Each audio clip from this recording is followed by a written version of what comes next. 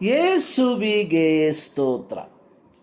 ಇಂದು 3 September 2025.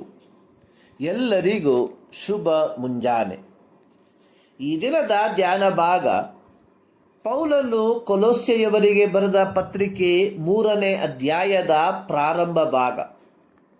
ಮತ್ತೊಬ್ಬರ ಮೇಲೆ ತಪ್ಪು ಹೊರಿಸುವುದಕ್ಕೆ ಕಾರಣವಿದ್ದರೂ ತಪ್ಪು ಹೊರಿಸದೆ ಒಬ್ಬರಿಗೊಬ್ಬರು ಸೈರಿಸಿಕೊಂಡು ಕ್ಷಮಿಸಿರಿ.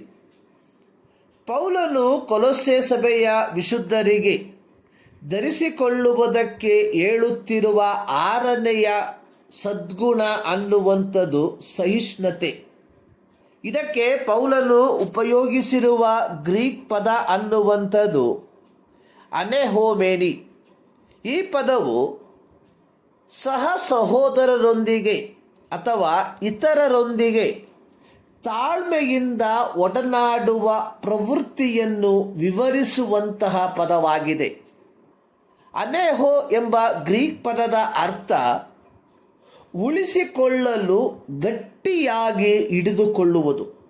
ಎಫೆಸ್ಯ ಪತ್ರಿಕೆ 4ನೇ ಅಧ್ಯಾಯದ 2ನೇ ವಾಕ್ಯದಲ್ಲಿ ಪೌಲನು ಬರೆದಿರುವಂಥದ್ದು, ನೀವು ಪೂರ್ಣ ವಿನಯ ಸಾತ್ವಿಕತ್ವಗಳಿಂದಲೂ ದೀರ್ಘಶಾಂತಿಯಿಂದಲೂ ಕೂಡಿದವರಾಗಿ ಪ್ರೀತಿಯಿಂದ ಒಬ್ಬರನ್ನೊಬ್ಬರು ಸಹಿಸಿಕೊಳ್ಳಿರಿ. ಪೌಲನು ಬರೆದ ಪತ್ರಿಕೆಗಳಲ್ಲಿ ಸಹಿಷ್ಣುತೆ ಅಥವಾ ಸಹಿಸಿಕೊಳ್ಳುವುದು ಒಂದು ಆಜ್ಞೆಯಾಗಿ ಕಂಡುಬರುವಂಥದ್ದಾಗಿ ನೋಡುತ್ತೇವೆ.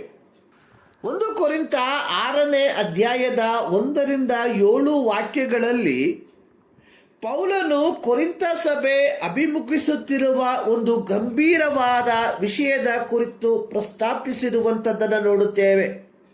ಕೊರಿಂಥ ಸಭೆಯ ದೇವ ಜನರು ಅಥವಾ ದೇವ ಮಕ್ಕಳು ಕ್ರೈಸ್ತರಲ್ಲದವರ ಮುಂದೆ ತಮ್ಮ ವ್ಯಾಜ್ಯವನ್ನು ನ್ಯಾಯ ವಿಚಾರಣೆಗಾಗಿ ತೆಗೆದುಕೊಂಡು ಹೋಗುತ್ತಿರಲಾಗಿ ಪೌಲನು ಕೊರಿಂಥ ಸಭೆಯ ದೇವಜನರಿಗೆ ಬುದ್ಧಿ ಹೇಳುವಂಥದ್ದು, ದೇವಜನರು ಲೋಕಕ್ಕೆ ತೀರ್ಪು ಮಾಡುವವರೆಂದು ನಿಮಗೆ ತಿಳಿಯದೋ?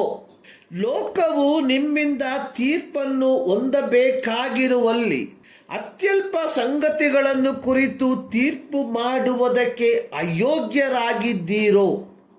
ಸಹೋದರನು ಸಹೋದರನ ಮೇಲೆ ವ್ಯಾಜ್ಯವಾಡುವುದು ಅಲ್ಲದೆ ಅದನ್ನು ಕ್ರಿಸ್ತ ಭಕ್ತರಲ್ಲದವರ ಮುಂದೆ ತೆಗೆದುಕೊಂಡು ಹೋಗುವುದು ಸರಿಯೋ? ನಿಮ್ಮಲ್ಲಿ ವ್ಯಾಜ್ಯವಾಡುವುದೇ ನೀವು ಸೋತರೆಂಬುದಕ್ಕೆ ಗುರುತು. ಅದಕ್ಕಿಂತ ಅನ್ಯಾಯವನ್ನು ಯಾಕೆ ಸಹಿಸಬಾರದು? ಆಸ್ತಿಯ ನಷ್ಟವನ್ನು ಯಾಕೆ ತಾಳಬಾರದು? ಇಂದು ಕ್ರೈಸ್ತತ್ವದ ಪಂಗಡಗಳಲ್ಲಿ ಅಧಿಕಾರದಲ್ಲಿ ಕುಳಿತುಕೊಳ್ಳಬೇಕೆಂಬ ಬಯಕೆಯಿಂದ ಸಭಾ ಪಂಗಡದಿಂದ ನೇಮಿಸಲ್ಪಟ್ಟ ಚುನಾವಣಾ ಆಯೋಗವನ್ನು ದುರುಪಯೋಗಪಡಿಸಿ ತಮಗೆ ಬೇಡವಾದವರ ಪತ್ರಿಕೆಯನ್ನು ಅಸಿಂಧುಗೊಳಿಸಿ ವಾಮ ಮಾರ್ಗದ ಮೂಲಕ ಅಧಿಕಾರದ ಚುಕ್ಕಾಣಿಯನ್ನು ಹಿಡಿದಿರುವವರೇ, ನಿಮಗಿದು ಎಚ್ಚರಿಕೆಯ ಸಂದೇಶ.